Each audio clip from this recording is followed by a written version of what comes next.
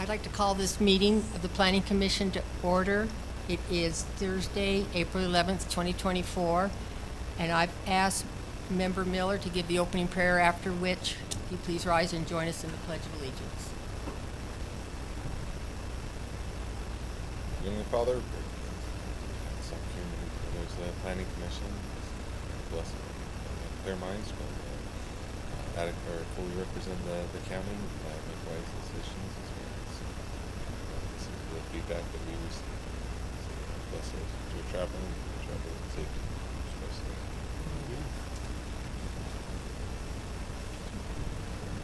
I pledge allegiance to the flag of the United States of America and to the republic for which it stands, one nation, under God, indivisible, with liberty and justice for all.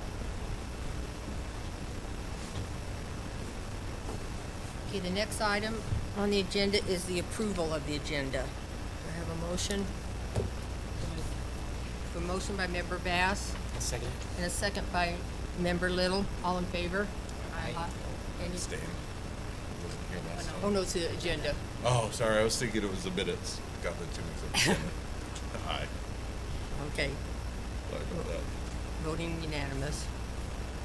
Okay, next item is the declaration of any conflict of interest from any member of the Planning Commission with any agenda item. Seeing none, we'll move on to public comment. Now is the time for the public to come and address the County Planning Commission.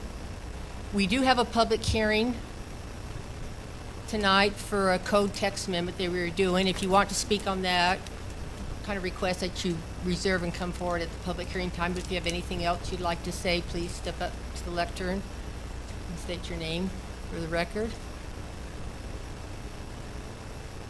Seeing none, we'll move on to our agenda item. This is a legislative item. Be the public hearing with a discussion decision, geologic hazard code text amendment. Thank you. Jeremy Archibald wanted me to remind everybody when you comment to pull the microphone down close. Yep. Thank you. The County Commission directed staff to make changes to the geologic hazards ordinance in our code. The way it's currently written is that anybody who is doing any type of development which creates habitable space, whether new construction of a new house or an addition onto an existing house or subdivision, is required to go through a geologic hazards report type situation where they either get a geologist to tell them that there are no issues or they go through the full report and have to provide some form of mitigation. The County Commission felt that this was overreaching and that it wasn't the original intent of the geohazards ordinance, and so they directed staff to create some changes that would allow for a geohazards web map to be created and posted on the county website. That map could be used by property owners to search their property, and if the map itself shows that they're not within one of the soils that is regulated by the ordinance, there's no steep slopes greater than 15%, there's no faults, there's no known hazards, that they could sign an affidavit of liability, which would allow them to forego having to submit a geohazards report. So the text before you tonight is modifying that and creating that option for property owners instead of having to go through and try to get a geologist to tell them that there's no issues. The issue that they've had finding geologists to do that is because none are willing to stamp a document stating that there's no known issues if they haven't done the report. And so that's part of the reason some of the changes are being proposed. So You mean that a geologist hasn't said, here's a map, we stamp it? Is that what you mean? no, there's typically a report that would go in. They'd have to, and I asked the county geologist, Bill Black, to come to answer some questions with regards to the problems that we've been facing in that regard. But typically, when they... In other words, if they don't do the work, they don't want to just do a blind stamp. Yeah, so unless they do an actual report to determine that there's no problems with the soil, there's no fault lines, nothing like that, they have not been willing to put a stamp and assume liability for that letter to a property owner. They don't want to assume that liability. It's a lot like an engineer. Their stamp, when they stamp those plans, they are assuming all liability. And so you won't find an engineer that's willing to stamp somebody else's work without doing their own work to determine if that work is accurate or not. So it's led to thousands of dollars that property owners who may or may not have or have not had hazard issues on their property spending to get a report. So staff added letter D into 155.222. And there was a sentence, I sent out an updated draft because after talking with member sessions earlier in the week, it should apply to subdivisions as well, not just individual lots and parcels. So I've reworded that so that it applies to either subdivisions or individual lots or parcels. The next area, I'm sorry. I have just a general question, because it seems like if I was to do a subdivision, basically if there's whatever pre-existing map, it means that there's not going to be a geological survey done for it as long as there's a pre-existing map. And then if I'm willing to sign a liability waiver, can the subdivision then just go to each of the homeowners and when they buy their lot and pass along the liability? And so the homeowners don't know what's going on, and that's an end around for the subdivisions to just avoid having to incur the expense? No, what would happen is they would go onto the county created web map, which has all the known geohazards based on soil, slope, and all the different things that fault lines and everything else that we require by this code. And if the entire boundary of that subdivision falls in an area that has no known hazards, then no geologic hazard report would be required because there's no known issues anywhere in there. How often is that map updated? In other words, if it's farmland that's been around for 200 years, and yes, 200 years ago when it was used for farmland, there was no geological hazards known in order to go and farm the land. Seems like then I'm saying, well, there aren't any known hazards, but I'm going to go build a house, and there may be an issue with sliding or other geological hazards. When I build a house, it's different than farmland. So I'm just trying to understand. There's no known map. Where does the map The come map's from? currently being created by a GIS contractor who is gathering the data, putting together the web map right now. It's nearly complete. Once that map is done, it'll be posted to our website, and individuals and property owners and applicants for subdivisions will be able to use that. So how does he create the map? There is statewide data that they're able to pull and use. Is It'll be like soil textures and slopes. soils, slopes, fault lines. lines. There's a whole list of things Landslides, that they're able to existing pull. landslides. Yeah, so it'll show existing landslides that have occurred in the past. In fact, I met with them this morning at 8:30, and they gave me kind of a dry run of the map and how it's going to work. I suggested a few changes, but it should be live within the next two weeks. And just on subdivisions, you're still required to do a geotech, not a geohazard study. So a geotech will come and you still have to pay someone, and they dig down, they analyze the soils and that. Well, houses, when you get a building permit, you're required to do a geotech too. The geotech analyzes the size of the footings that are going to be required for that house based on the soils. So can you help me understand the difference then between geotech versus geologic hazard? Yeah, I'll ask the county geologist? geologist to expound on that, and then I will continue with the other Sorry, changes. I don't know that I The appreciate the difference. geotech's required on all subdivisions. So the geologic hazard part of it is sort of like it's the initial stage. You think of it as like the general practitioner. You're going in, you're diagnosing whether or not you need further tests. Now the geotech part of it is more like soil foundation investigations and slope stability. So the geotech part you need for your foundation design. But a lot of times, if you're out in a flatland, on a farmland like that, where there's no geologic hazards, you don't need the whole thing. So why was it originally required if you have to do if the geotech is a more in-depth version of the geohazard than That's the what it is. opposite. Geohazard's more in-depth. So, I'm sorry, geohazard, if that's more in-depth, then why did they require both of them? right, so there are different licenses. The geotech studies are done by engineers, and the geologic studies are done by geologists. And they can't cross over unless they have, dual licenses.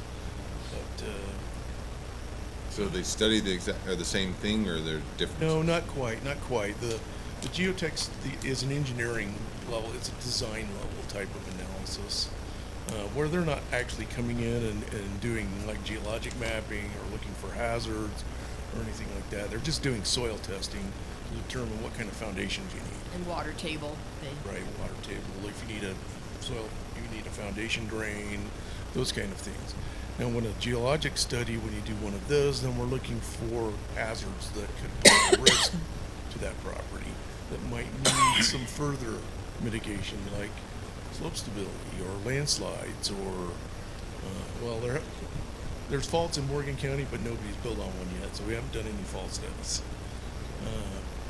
So if I understand, for this one, like as an example, slope stability would fall under this, or would Correct. typically fall under that.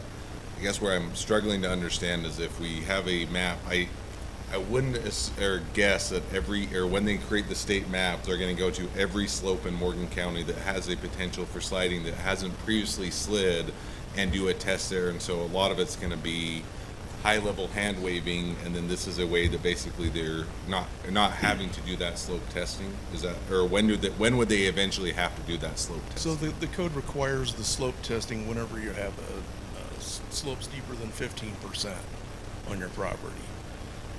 A lot of properties like this one, this outside here doesn't have, the slope percentage is probably less than 5, if there is one. So it's only required, those slope studies are only required when you have slopes. And that data is all available from the state. So, like the contractor can pull that up and you can see the slopes. If you have slopes that are greater than 15%, then you would need a study that involves both the geologist and the geotechnical engineer, because it takes both. The geotechnical engineer does the actual analysis, and But the this geologist does the input for that analysis. This deletes one of those both, though, right? In other words, as long as, if I go to the map and say nowhere or nothing is there, all I do is sign a liability waiver, and now you don't have to do one of those two. What's happening before is there were a few soil types that were causing a lot of grief. One of those was it's a quaternary alluvium. It's a unit QQAL. And what was happening is that unit was triggering full-blown studies when the only hazard associated with it is flooding. And flooding can either be handled by the FEMA maps, or it's handled by the civil engineer when they do the grading plan. So it was triggering these hefty studies when people didn't need hefty studies anymore. So that's one thing that we deleted. And then there were a few other units that we went through and sort of weeded out. So you helped make this. Correct. I noticed on the study areas, there was a QAF 1 through 5, but then the QAF 2, QAF 3, you just deleted those because the QAF 1 through 5 That's correct. encompassed everything? That Okay. encompasses everything, so it just simplifies it, right? There's no need to have QAF1 and QAF2 and QAF3 and 4 and 5. We just do 1 through 5, yeah. So And that's then just a simple. You, when the individual signs their affidavit and saying there are no known hazards, you do review that information and you verify that that is correct? That's You- correct, You look yeah. at the map too? Right. So they'll print out the map and they'll give it to me. As a zoning administrator, it'll be my determination whether to interpret that map that there's no hazards or not. It's not going to be left up to the property owner or the developer to make that determination. It'll be me. And then I will pass that on to the expert to make the final determination before I make my determination. Sorry, one more question on that for who? Let's say I was a developer and I signed the liability waiver, can I simply just, I can forego that cost because I'll sign the liability waiver, and can I just then can I pass that requirement of signing the liability waiver on to the actual home developer. So in other words, it's just a way that I can, as a developer, avoid costs by just simply saying, sure, I'm happy to sign the liability waiver because I know I'm going to turn around and as soon as somebody builds, they have to sign the liability waiver and I can pass that over to them. Is that? No, it's not going to transfer down. What'll happen is they'll have to put a note on the plat stating that there are no known geologic hazards, and then that note will stay on the plat forever. So if somebody comes in and wants to develop their property, we typically pull the plat anyway and look to see if there's any conditions or stipulations that were added to it. And if it says there's no known hazards, no further geologic hazard studies are going to be needed, then that kind of removes that liability for future property owners. So if the developer signs so first step would be developer signs a liability waiver, right? Saying, No, the first step would be for them to look at our web map, which we are creating, print up a copy and give it to me. I'll give it to the expert and he can determine whether there's no known hazards on that property or not, and then I'll make that determination. Once that's happened, I will give the liability waiver to the property owner to sign and submit to us. So then does So the, it's- I'm sorry. So it's signed one time by the developer, and then it's on all the plats, so the homeowners don't have to worry about it. Yeah, that's Is that correct. what your question is? Yeah, my question is who assumes the liability and can the liability be transferred? So if I So the could liability is not going to be transferred. It'll be on the individual that signs that.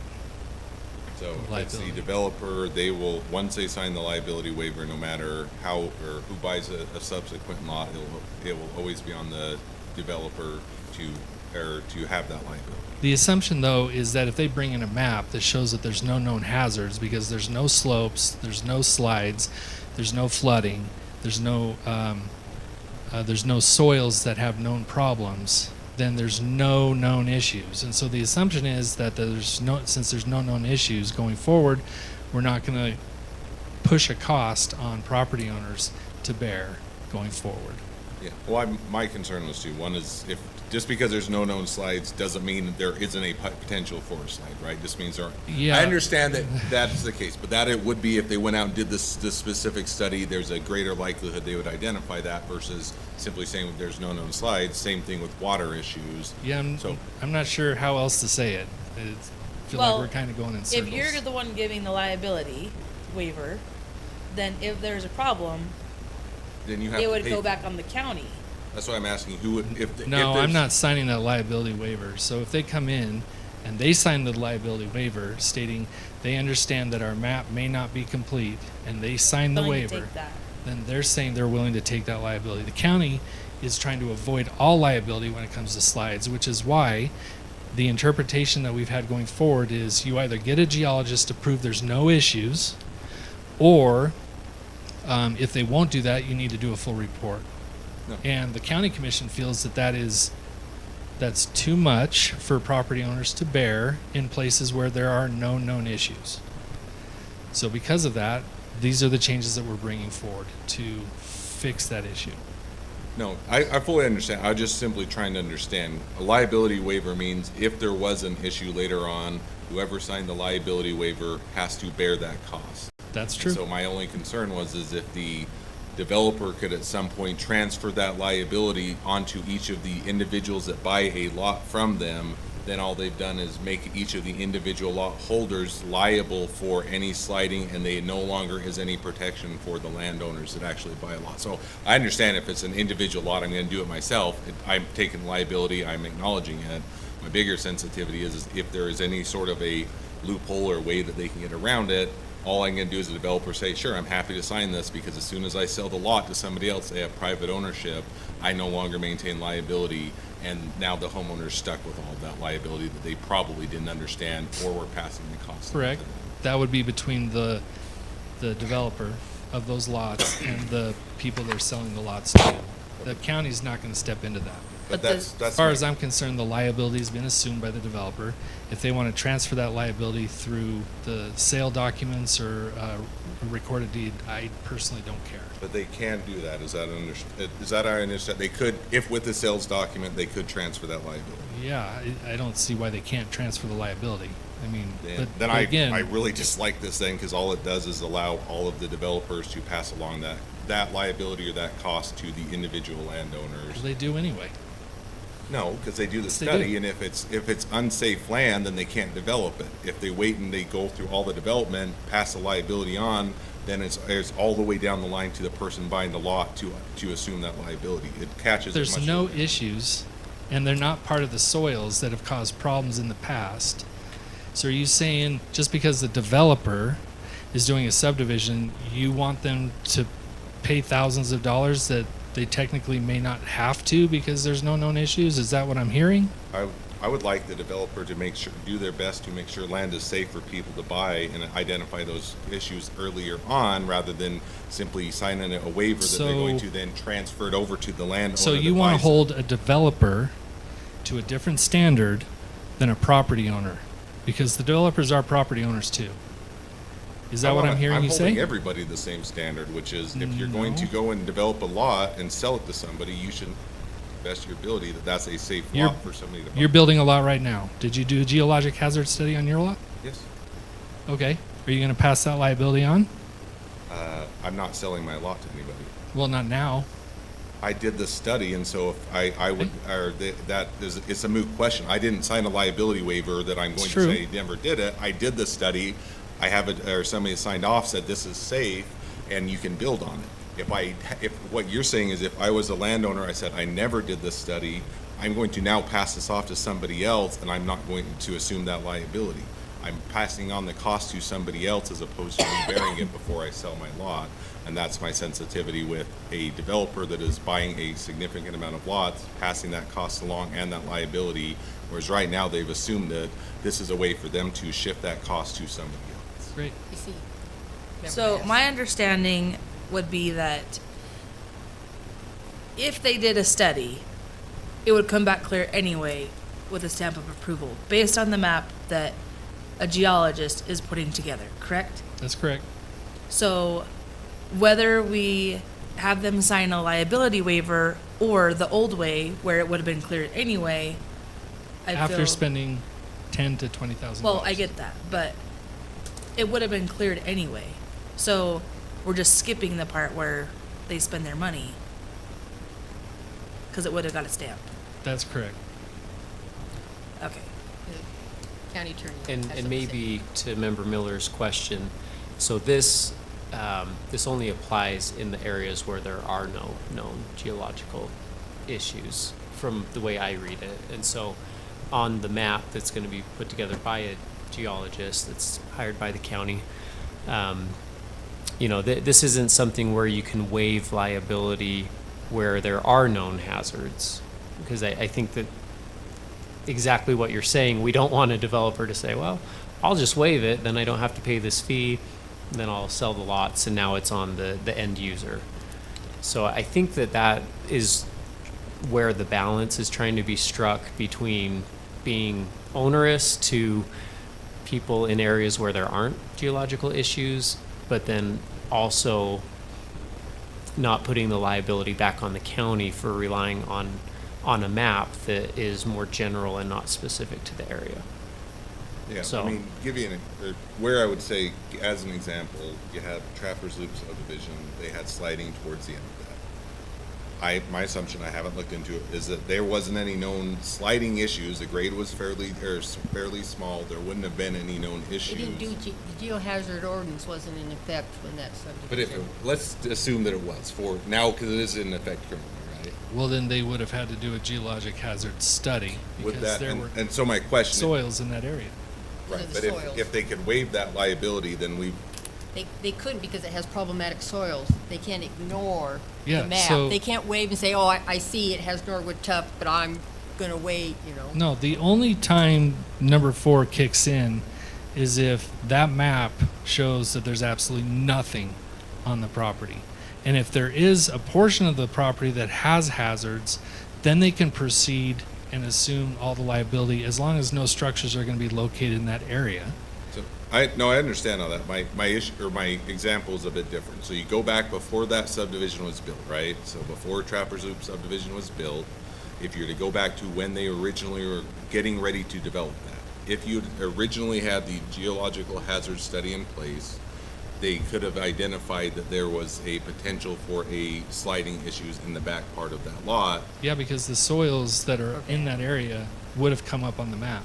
If they had never had any sliding issues, which is the case in that subdivision, Wouldn't have mattered. that wouldn't have been on the map though. It wouldn't Well, have been, soils the are on the soils map. would have. Because the geologist looks at the soils, it's not based on the sliding, it's based on the soil itself, from what I understand. Yeah. Is that accurate? So any And area. so if the area has those soils, then it's not gonna be a non-issue area. It can't. A that can't be rated. non-hazard. Determine if it's an issue area based on soils and slopes. Slope. Yeah. What else? Slides, Oh, faults. faults. Yeah. Say trappers steeper than Is- 50%. And so I think trappers would, Not where it is, it's pretty flat. Where it's pretty flat. It's a most of bench. it. but the soil itself, I think, would have made it so that D would It not would be not flat. available to them. Right. Based on the soils. On just soils alone. Or can I ask one more question on how accurate is the soil? In other words, if it is if it's has the state gone in and tested most of the, or do we have a pretty accurate reflection throughout most of the county as an example on soil types?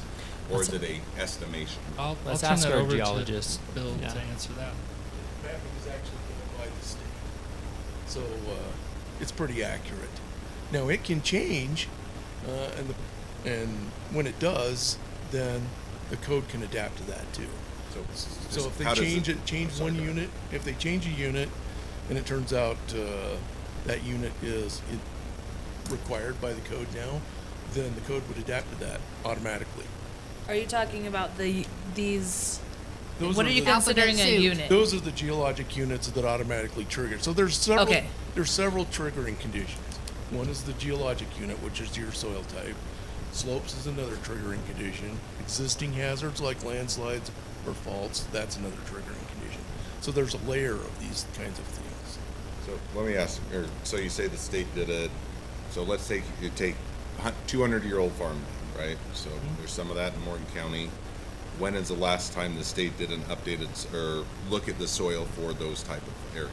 2016 generally, and They- they usually do about every 10 years or so. Every year, or every about 10 years, they'll go around to all the different areas in the county and test the soil. They'll do regional maps, or they don't necessarily just do like Morgan County. They'll do like quadrangles, and they'll re-update those maps like every 10, 15 years, something like that. There's a website. I don't know if you guys use it, but I use it for school. It's called Web Soil Survey.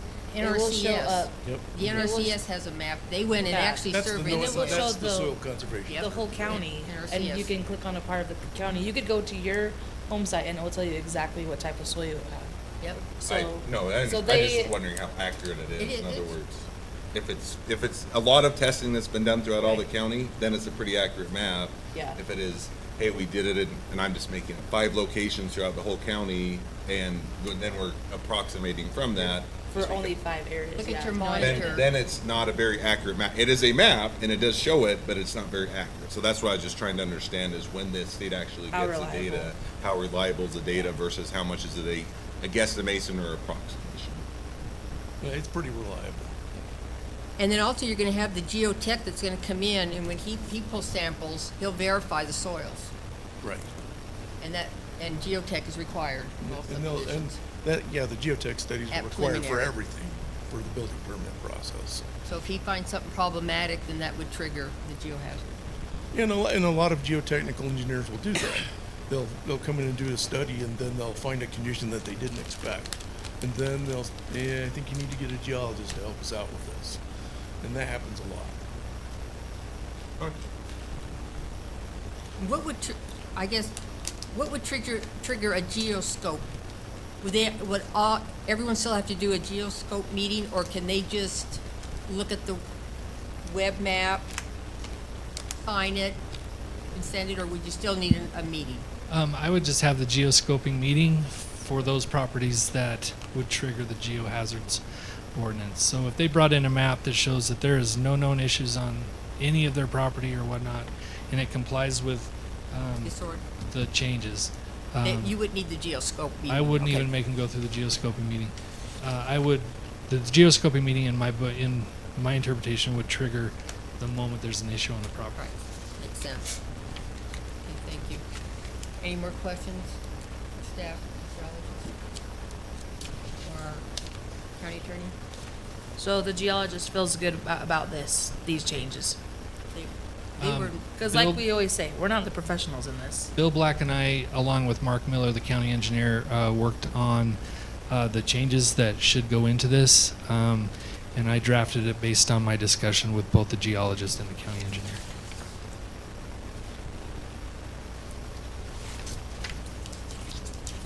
go into a public hearing. Madam Chair, I move we go into public hearing. A motion by member Bass and a second by member Miller. All in favor? Aye. Any opposed? The motion carries. Time for public hearing.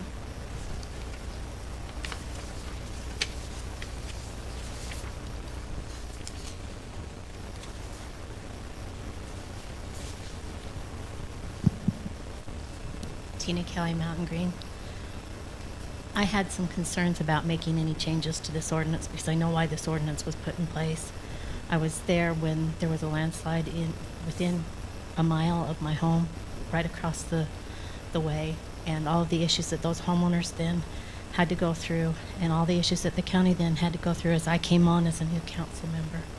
And I believe Member Miller's father came on in that same period, and there was a lot of liability issues that were examined. Was the county responsible? Were the geotech people responsible? They came up with an ordinance. They came up with a couple of ordinances, and they had a lot of people involved in putting them together. I did have the question of whether Mark Miller had been. I was glad that that was brought up because he was actively participated in those ordinance changes and helped us navigate our way through all of that horrible time. I couldn't tell what soils had been removed. I'm not a geologist. I couldn't tell exactly which soils had been removed. I know that Norwood Tuck is the main issue in our area, and I know that's a quaternary soil, but I didn't know which quaternary soil it was and if it remained or not. That was the one TN that is was large. still there. Okay. And I just lost my notes, so I don't remember. I don't have all of the concerns, but feel a little bit better knowing that Mark Miller was involved in that. But I take any changes that you make as a concern because they were asking the county to take the liability, the responsibility for those slides, and they had geotech studies done. So just a concern. Thank you. Madam Chair, I move to go to public hearing. Motion by member Bass to go to public hearing. And second by member Miller. All in favor? Opposed? Motion carries. Okay, do you have any more So were there studies or no studies then? studies on what? The landslides. We didn't have an ordinance. There is landslide data, and it will be part of the map. Not only that, but they were able to do a slope stability analysis so that only those areas in the county that are 15% or greater with the slopes will show up as well. So in order to get so let's say that there's 5 check boxes. Correct. Okay. If they have one checkbox, do they get the liability waiver? Or is it like No. 3 or more? Or if you have any of them, you have to do the study? If you have any hazard that comes up on that map, if it looks like there's a landslide that affects a part of your property, if it looks like there is slope like 15% or greater on the property, the only way you could do a liability waiver is if where you're putting your house isn't going to affect that at all. And we would have to see their building plans, we'd have to see their site plan where they're going to put the house. And if they can show that they're not going to affect those hazard areas on their property, then at that point I would turn it over to the county geologist and county engineer to make that determination. Why wouldn't we say if there's any issues on your property, period, you're doing the study? We Because can. as you move dirt, like, things move. That's true. The wording that I put in was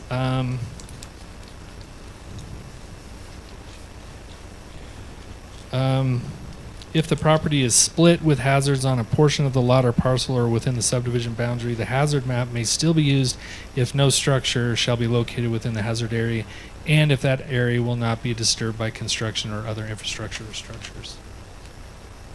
I mean, we can take that sentence completely out if you would rather.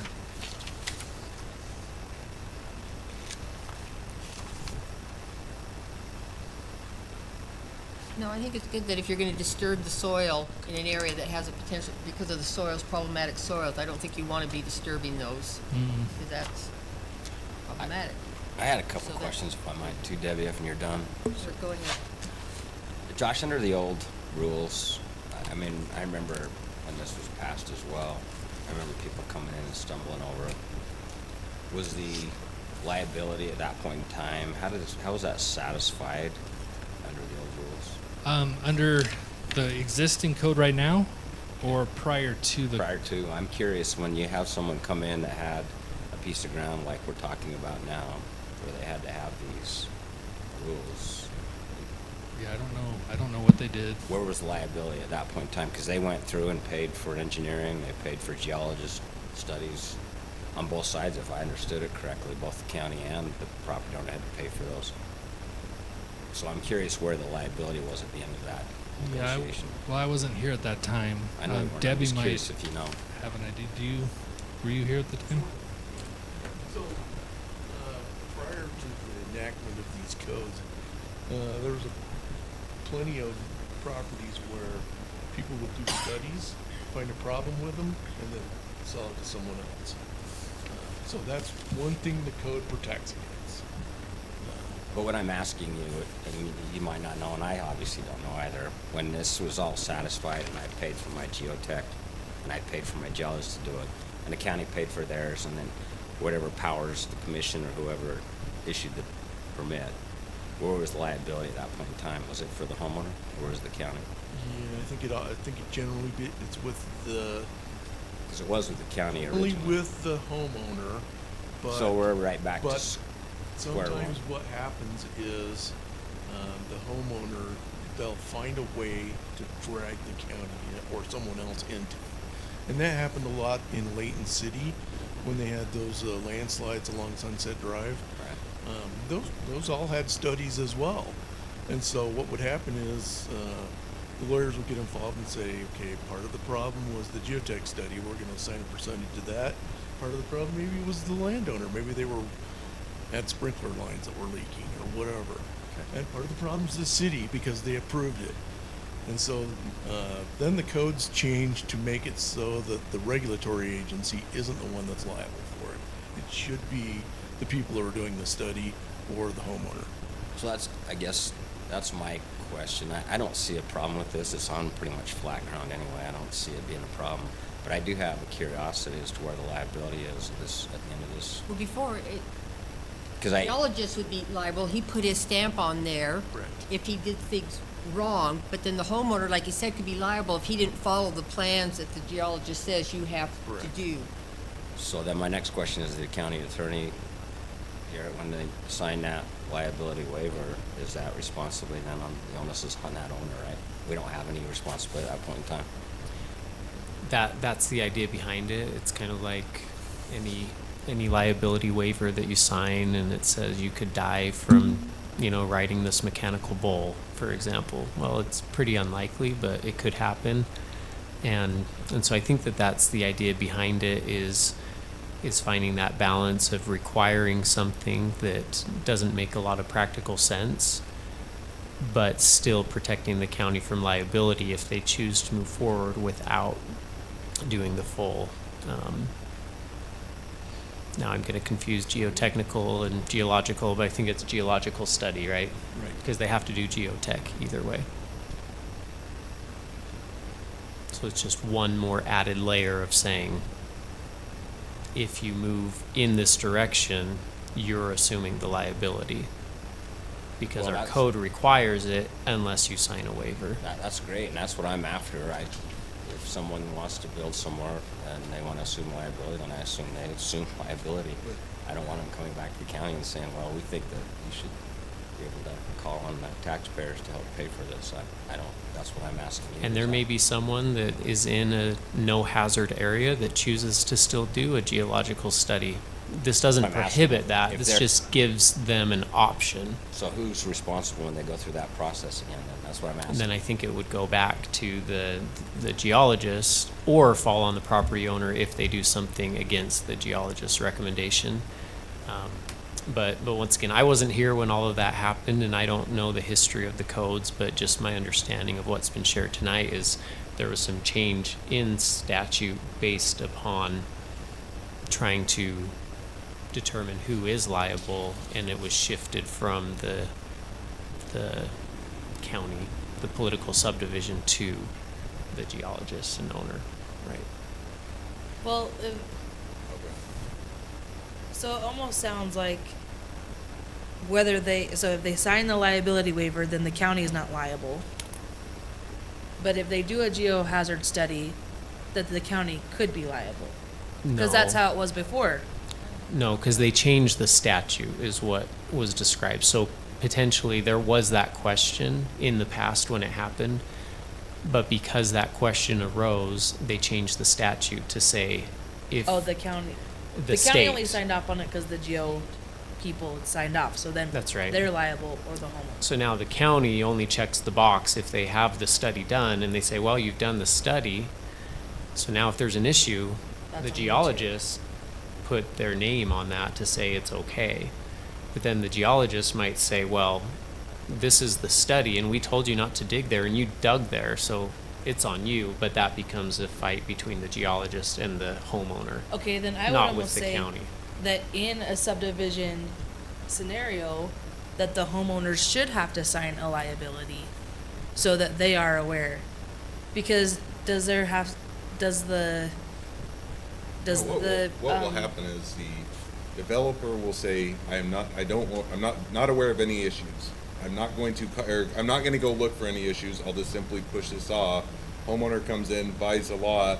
They're doing their geotech. Now they become aware of the issue, and the homeowner's stuck with that, or fixing that problem. Where if we'd required the developer to do that study earlier on, it could have identified a problem, and it would have stopped the development from going in. That's No, not but completely they- accurate, because they will have to check that box and prove that there's no issues, either through using the web map, which calls on state data and other data that shows known hazards and issues with the property, or they're going to have to do their own geologic hazards ordinance. So they can either prove that there's no issues using the web map, which is being created using the state data, or if there are issues, they're going to go through it anyway, or they can go through it regardless. And I guess what my hang up is, I don't know that I trust the state map as for its level of accuracy.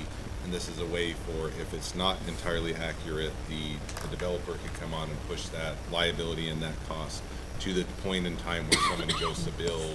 Now they're stuck with it, whereas if it had been required and they couldn't simply rely on the state map, then they would have identified that problem much earlier on, and it wouldn't have been pushed all the way to the point where a homeowner's gonna go build to find out that there's a problem with their lot. But then couldn't they go after essentially the people that made the maps?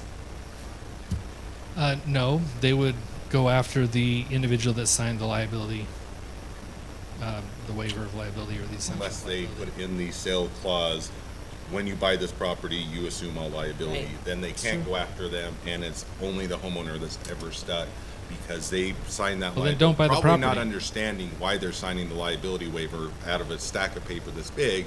They're simply saying, I was told by my realtor I needed to sign this, and now they have no recourse because they've already bought it. The liability's already been passed on to them. They can't go to the developer, they can't go to the state, and we have now shifted all of the liability to the homeowner at the point that they build it. But the developer isn't building the land. The developer is preparing each lot. They have to prepare a buildable lot, a building envelope on every single lot, and that includes if there is geologic hazards or whatever, they are mitigating But this those one things. is, if there's any known hazards, if they actually had to dig in there, they would potentially discover hazards that would stop them from building or from selling that lot because now they know there's an issue. Whereas this one, as long as they don't know there's any issue, they can go sell that lot and stick it to the homeowner. But they're saying that out of the 5 criteria, I don't know if it's 5, let's say it's 5, out of the 5 criteria, that lot meets none of them. None of those boxes are checked. So if none of those boxes are checked, there's a very high chance that nothing will ever happen. So they sign the liability. Now, when that happens, I'm assuming that the developer, when the people buy the property, part of it has to do with due diligence. Like, people that are buying property need to be aware of the things that could happen with their property. Just like when I bought my house, I had to check to see if it was a flood zone. Like, But do you have- at some point, the But landowner when- has to when- be responsible. I know, I don't for disagree, looking but at when that. you buy your property, you typically buy the property and then do the studies. Yeah, legally though, if you buy property, you're assumed to be an educated buyer. There's no Right. ignorance in real estate. So if you're going to take the time to buy that property, then you're Then your assumed due diligence happens before you assumed to be buy an it. educated buyer. No, I understand that in legalistic. In reality, I wouldn't buy the property if this had been done. I know there was a known issue. Now I'm going to buy the property and then do the test and find out about an issue. Is that public? So let's say that a developer is there, they come in and sign it. I'm looking at one of their lots. Is that information in your office? So I can come and say, hey, Josh, tell me everything that you know about this lot. Maps are Yeah. online. Yeah, it's all online. The maps are online as well. So as long as you trust the accuracy of the maps, then it's Well, the geologists do, when they come, they'll look at the map and it'll show a fault. They'll go and test and dig by that fault. They don't go digging on every single lot in the subdivision. They look at the maps, what hazards are there, the soils, they'll take samples. So they could miss something on a lot, a specific lot.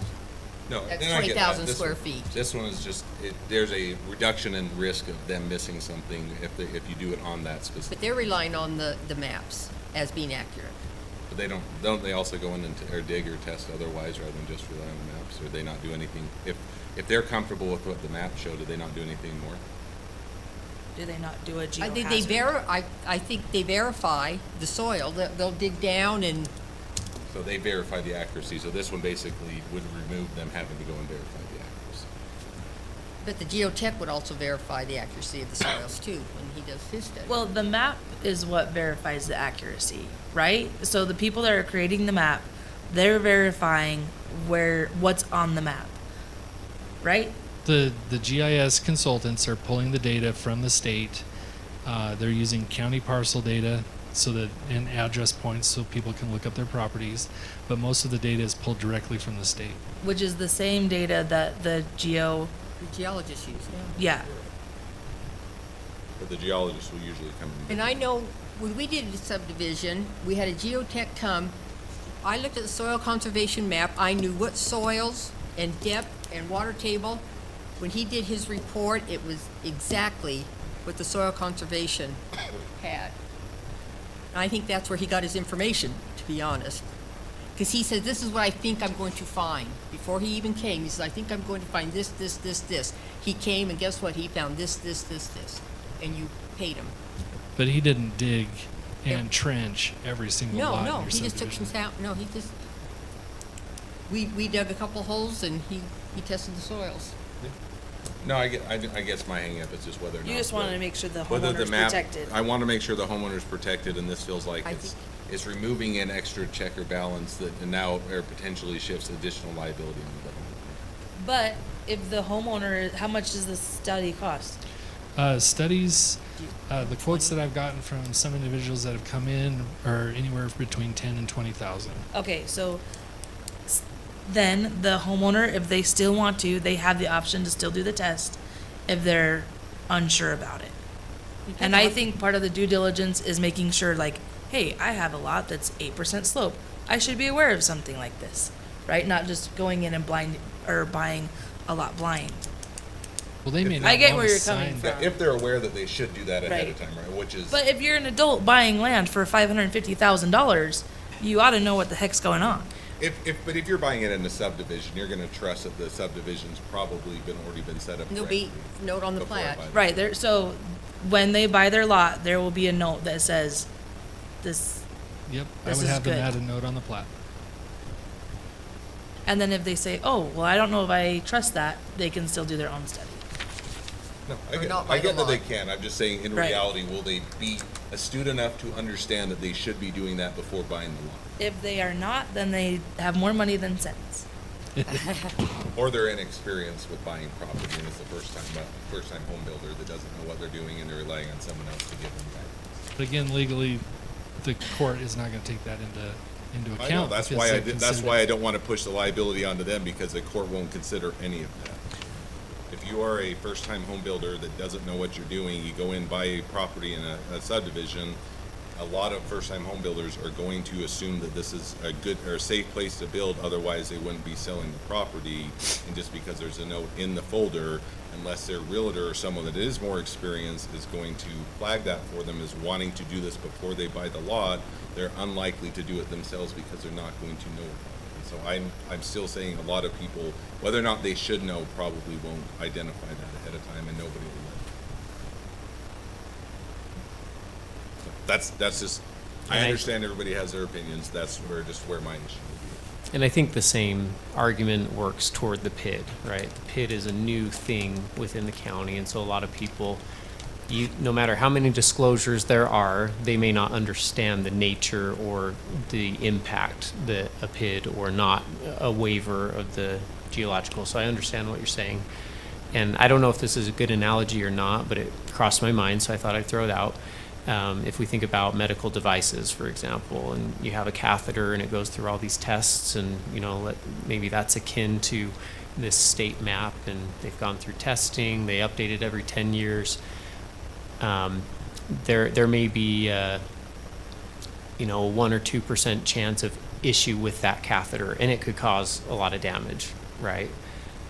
But does that mean that we don't put the catheter on the market where it could do some good or save costs or provide health because of the potential?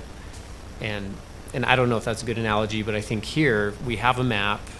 It's verified by our county geologist. It's verified by it's not verified by the county geologist, but he's reviewed it. The state looks at it.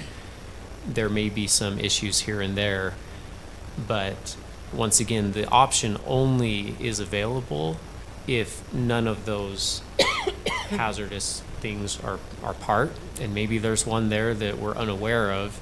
And I think that's the question for the Planning Commission today, is to say, there's been requests from multiple residents that are building a home and they're building it on a flat area, and they say, why do I have to spend $10,000 to $20,000 more?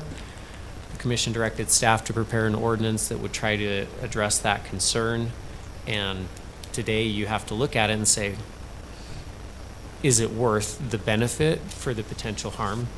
And then you make a recommendation and back it up with however you feel. I don't think there is a perfect ordinance that could be written because of the unknowns or human error that may occur with any of the maps.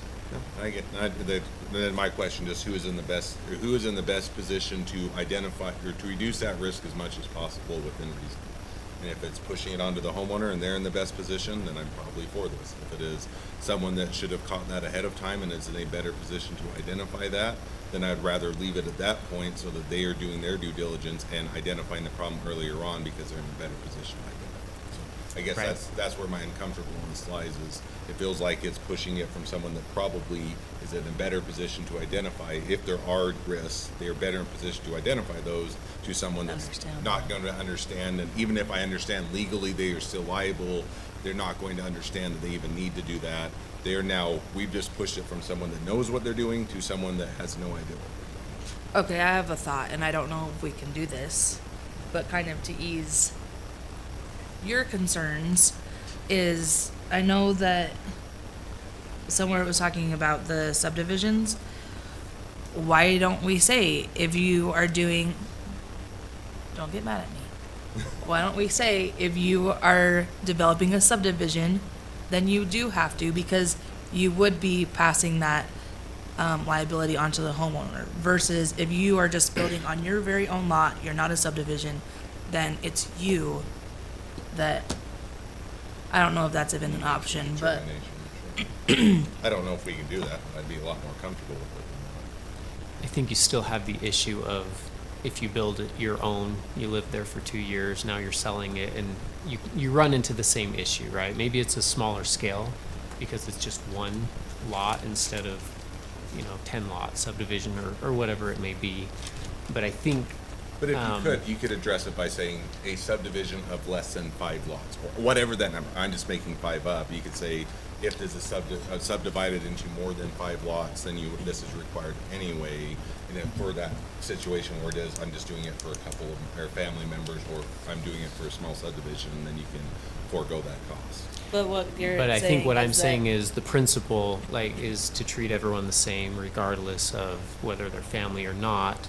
And the reason we do that, and, for example, if someone says, well, I want to build a home, just let me sign a waiver for a fire suppression system or a fire sprinkler system. We say, well, you may be willing to take that risk, but you're going to sell that home eventually, or it's going to be inherited even if you die there, right? Eventually someone will be there. And because of where you're at, you don't have a water system, you don't have a hydrant, you have to put that in. The exception to the water system is the sprinkler system, right?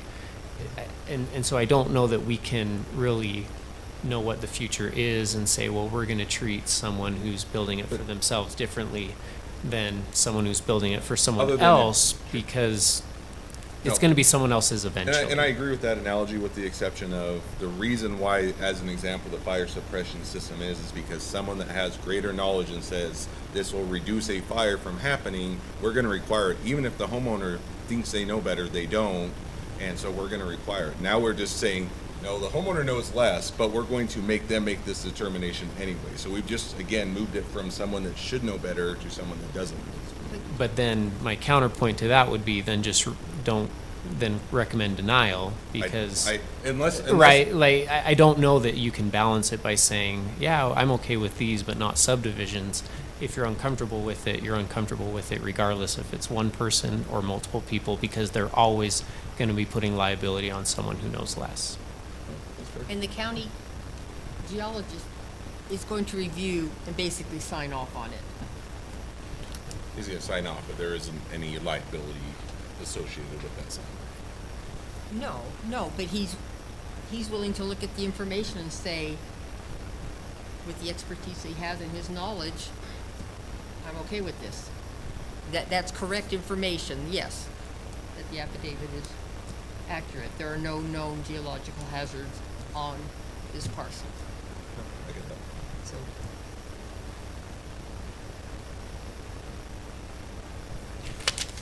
I've already belabored my point. The Yeah. horse is well dead and it's buried into the ground, so I'm sure everybody can figure out where I stand on it. go back to the ordinance, there's one change under D, it's like about the 9th or so line down. It said this section does not apply to subdivision applications, needs to be removed. Yep, that's correct.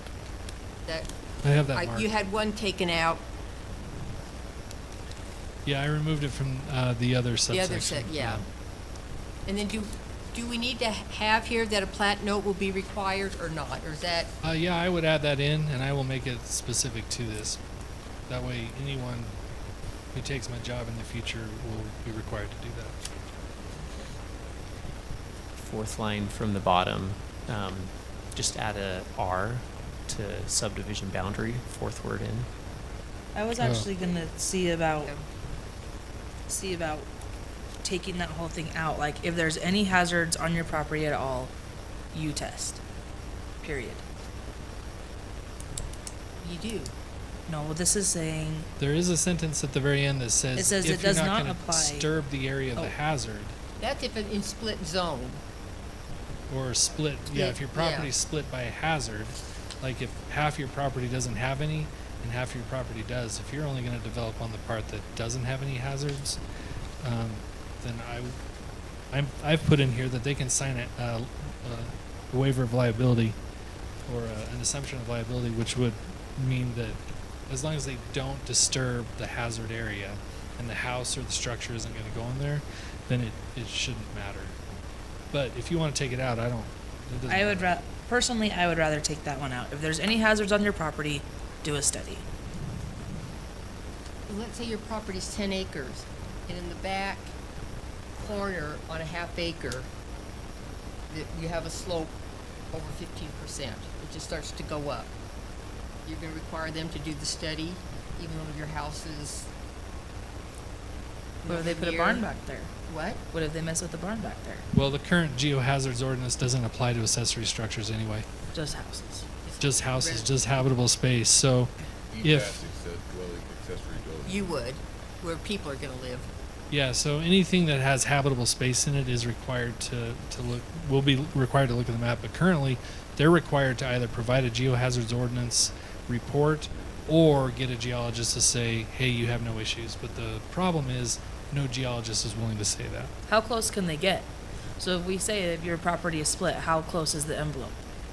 If you want to define it, I can define it.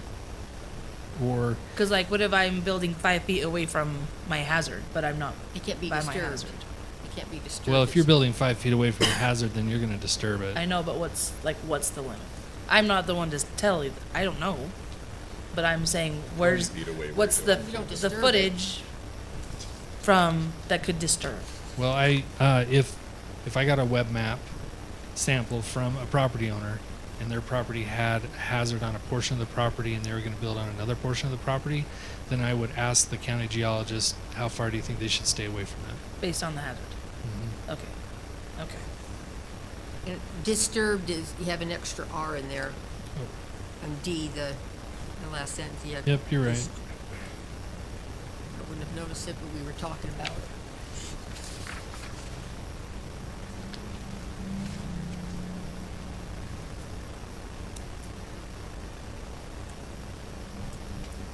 Okay, any more?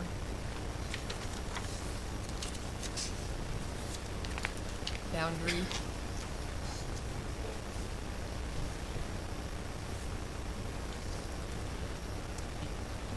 No, you got the boundary one, okay.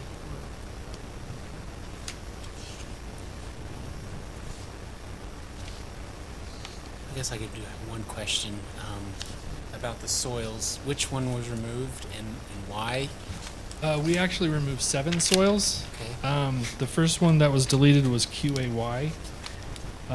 We consolidated QAF 1 through 5. Those weren't deleted. We also deleted QAL, QDB, QDLB, QL, QLF, and QLY. But I'm going to turn that over to the geologist to kind of talk about what those. And you took alluvial fans out, which is good, because But that's, the alluvial fans are still in there. It's the stream alluvium. Right. Because that's just a that, flooding right, issue. that makes sense, yeah. Alluvial fans have debris flows associated with them, so we always want to make sure that everybody does a study for that. You left the debris flow in, yes. That's- Right. Yeah, so my question really is just, they were in here before as a hazard, but why are they taking it out now? Have they been proven not to be a hazard now? So the main ones were the QAL, obviously, but some of these other ones are the QDB. That's deltaic Lake Bonneville sediments. And the QL, QLF, QLY, those are all Lake Bonneville sediments. So those are only associated with slopes when they're a hazard. The Lake Bonneville sediments out on the flatland are not a problem. It's only when they're associated with the slopes. And then the slope ordinance is the one that's kicking in and taking those. So there's no need to have them as soil units. Because the main thing is the slopes. So those soils will for sure be on slopes that would get tagged. Right, yeah, and the slope They're would on the tag it, slope. right. So like a Frontier Estates or a Trappers Loop subdivision, where you have lake sediments over Norwood Tuff, the slope would be the trigger on that, and that would get that study. And a 15% slope is pretty common.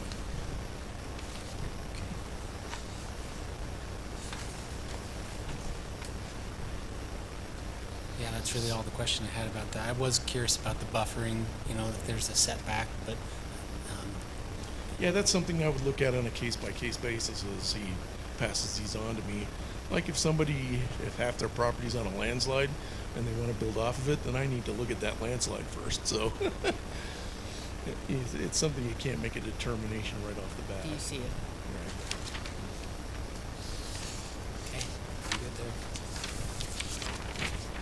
So maybe just follow up to that. Would it be appropriate to give some discretion to the county geologist to require a study even if they sign a waiver? If he sees If something, he, I mean, something like that to maybe give some more discretion where, okay, it does, you know, you're not building in the hazardous area, but based upon history or soil, And I think this that's could actually- become an issue. I think it's already in the code, actually. Okay. Where if the county deems that there's a hazard area for whatever reason, then they can require it. And I Okay. think that's already in there.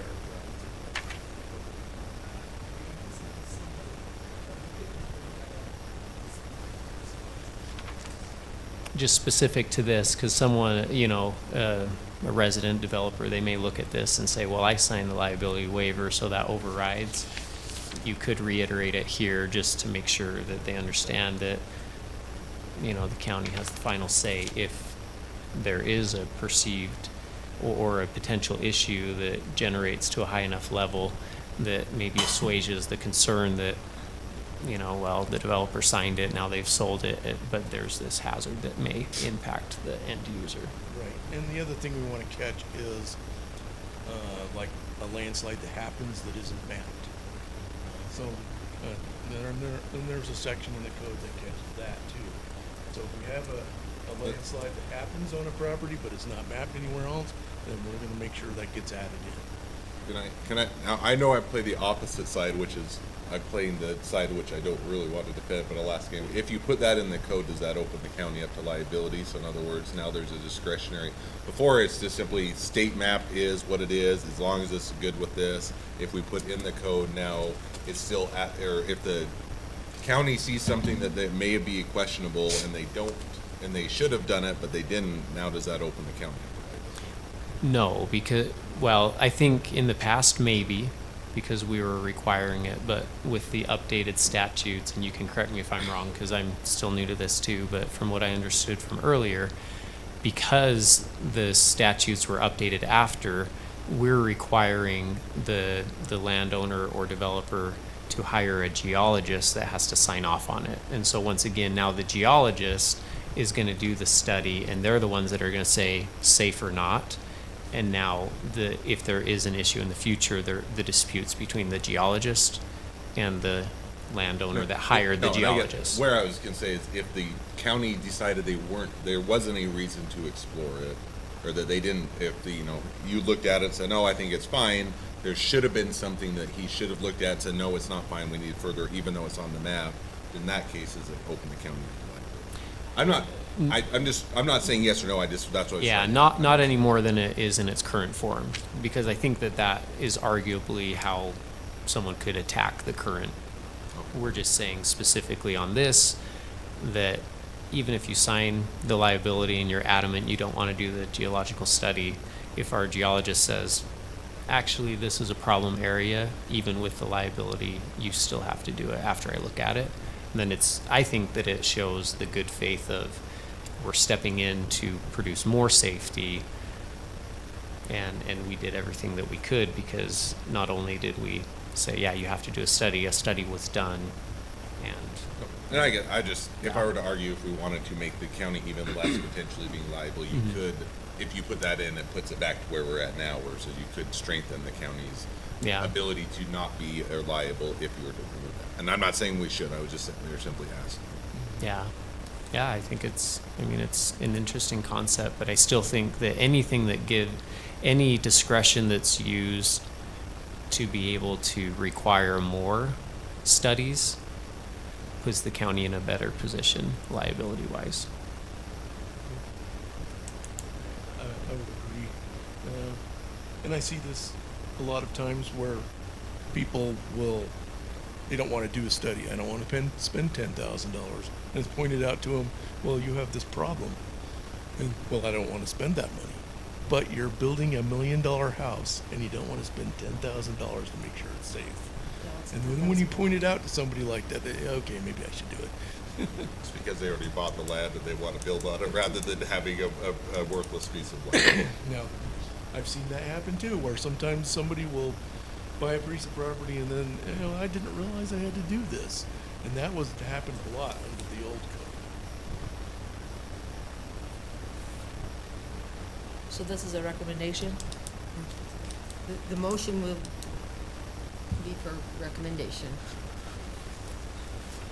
I have one more thought. So this is just dealing with one lot. And we talk about how, if there's a portion of it, if it's split. But what if, like, the neighbor comes right down and has geohazards right next to your property? Would you want to expand the area outside a little bit so that you have to look a little bit wider? Or is that included in the web map? When you look at the web map, you're not just looking at the person's 10-acre lot, but you're looking, outside and around it a little bit. Technically, I don't think we can require them to do work on somebody else's property. So if somebody comes in and wants to build on their property, we're only looking at their property. No, but Would the map reflect, so let's say I did it on the very boundary of my property, would it reflect that the lot right next to me would, also has that potential issue? Would the map be updated at that point? Not only that, but the parcel, the map also has parcel data, so it clearly defines where that break is. So yes, the short answer is yes, they would Yeah. update it.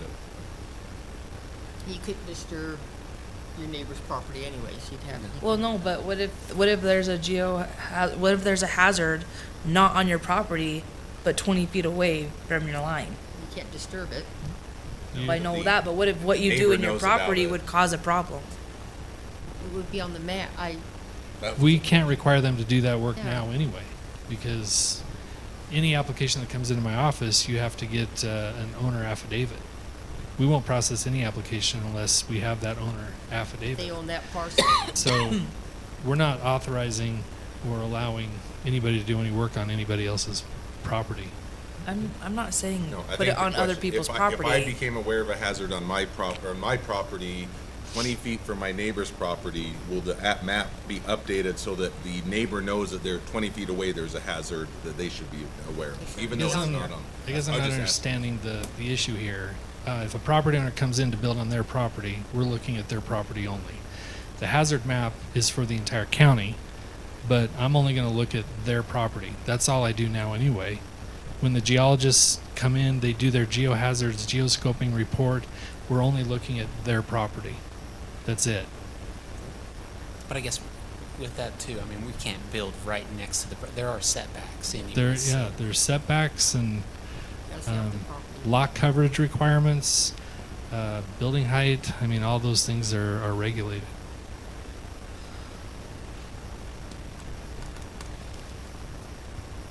All right, I just thought I'd throw that out there and have some fun. Thank you. Thank you.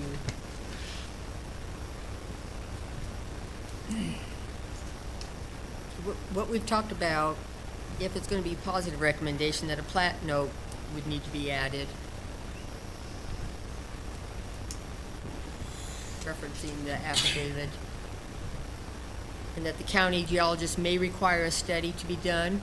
I don't know if we talked about that. And then we made some corrections to the text.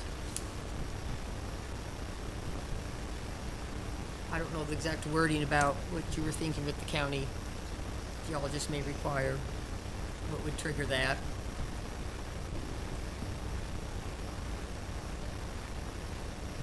I can add that. I don't in. understand what would trigger that either, because if they don't have any of the check boxes and there's an affidavit, what, I think the only like, time is he it gonna would- go to every single property that has an affidavit?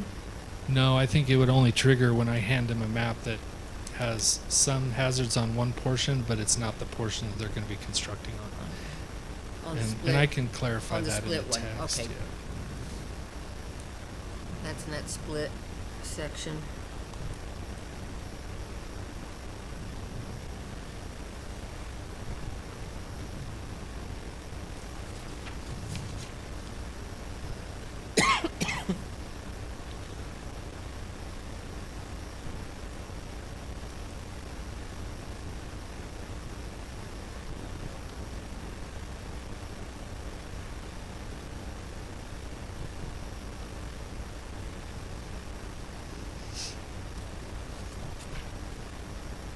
Require.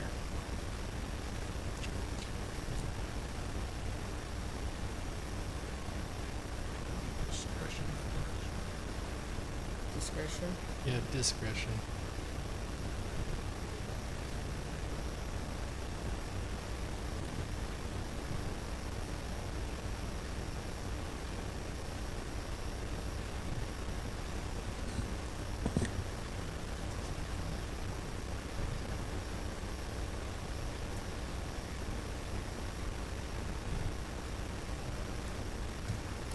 I think it was specific to say if a portion of the property contains a hazard.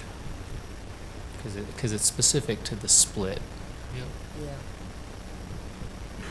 Split with hazards.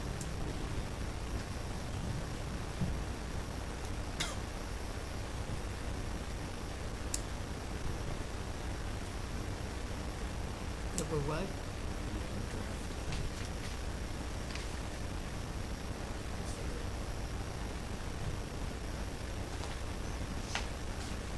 But it wasn't subsection A.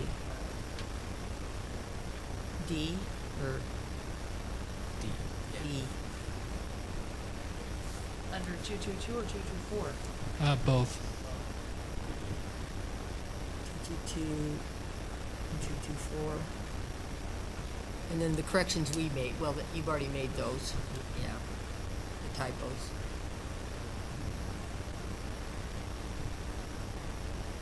And the deletion, the one, did you delete that or do a strike? Under D, That's perfect.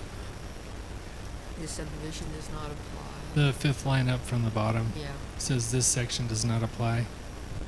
to subdivision applications that need to strike.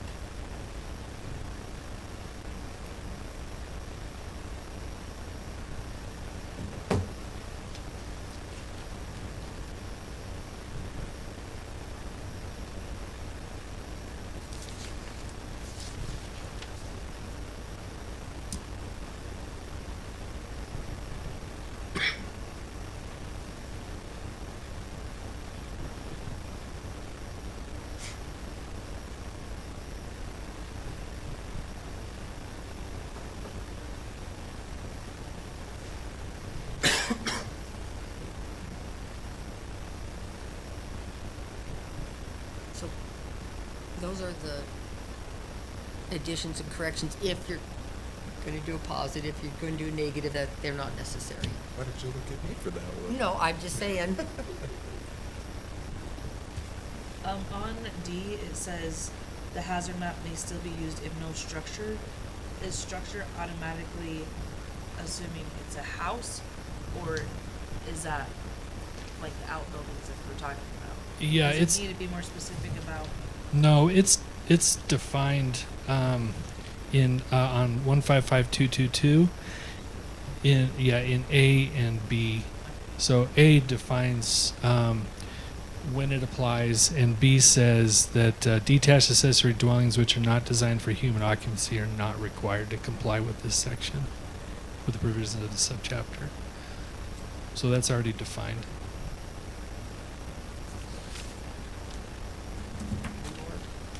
No more comments or questions? Ready for a motion? Madam Chair, I move we forward a positive recommendation on to the County Commission for the revision to the geological hazards chapter of Morgan County Code located within section 155.220 through 237 to modify the language of the code based on the text listed in Exhibit A of the staff report dated April 11, 2024, with the following corrections. To add the suggested code for 155222 D and 155224 subsection A, along with a strike through the following sentence. This section does not apply to subdivision applications.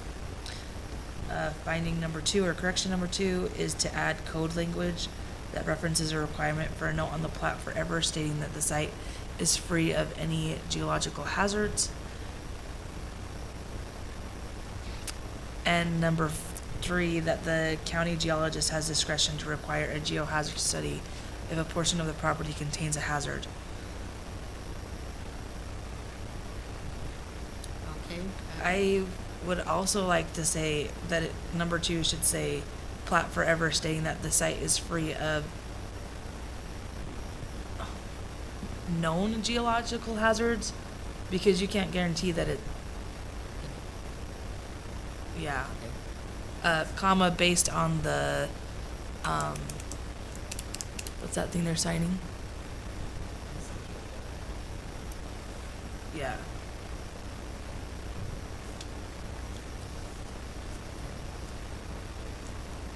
I have a motion by Member Bass. Do I have a second? I'll second it. A second by Member Little. Any discussion on this motion? Can we vote? All in favor? Aye. Any opposed? Hey, We have 3, 4, 1. Member Miller, nay. Okay, we move on to business and staff questions. When You is have the, this- when is the mill, or the Stoddard area plan coming up? I apologize. I know it was sent. I have not had a chance to read it. If you want me to put it on an agenda in the future, we could put it on in May. Okay. I'm not going to be here for the second meeting in April, but we can put it on in May, so I'm here for that if you'd like. Okay, let's Are you do talking about to discuss it or just public hearing to get public comments? all the things. All the things, okay? And then also the cybersecurity that, Oh, yep, thanks. I appreciate your reminding. Each of you should have been sent an email about cybersecurity. There is mandatory training that you're required to do, and Jeremy Archibald sent that out.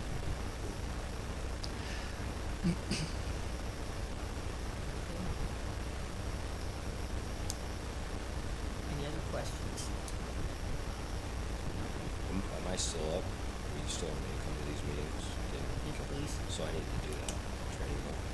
Yes, please. At least until the end of May, when the county commission decides. Okay. I'll get it done. Thank you. I believe it takes about 20 minutes, and so it's not It's not, too terrible. just a short little quiz at the end. There were quizzes throughout too, Well, but well, they're just little. those are easy, yeah. As long as you're listening, it's not that big of a deal.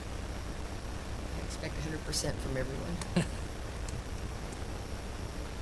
I'll report back to you. Okay, next is the approval of the minutes. If everyone's got their corrections in, or if they have any more. And if not, for a motion, Did we do business and staff questions? just did. Is that, I didn't know if that was. Oh, yeah, that was it. Approval of, So moved. okay, motion by Member Bass to approve the minutes, I'll second it. and a second by Member Little. All in favor? Aye. Aye. So moved. I'll abstain on that. Okay. Okay, So moved. Second. motion to adjourn, all in favor? Maybe Aye. I said we approved.